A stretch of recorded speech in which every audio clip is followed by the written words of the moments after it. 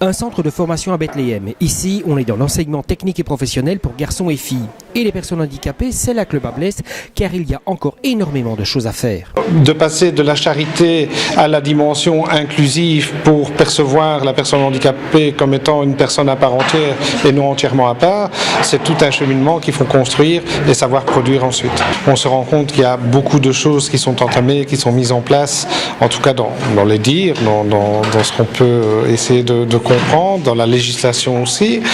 On se rend compte aussi qu'il y a aussi beaucoup de travail de sensibilisation pour mettre en place ce qui est dit. Et donc, il reste encore beaucoup de travail à réaliser. D'après les chiffres de l'Organisation mondiale de la santé pour 2014, plus d'une personne handicapée sur 5 a abandonné l'école pour des problèmes d'accessibilité. Et donc, la province de Hainaut et ses partenaires veulent développer de nouveaux projets liés à cette problématique.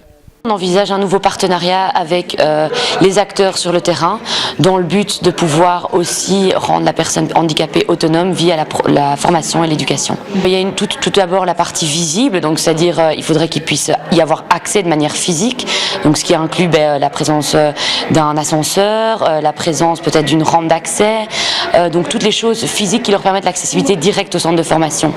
Après il y a la partie non visible qui est plutôt est-ce que la formation est adaptée, le contenu de la formation est-il adapté à la personne handicapée?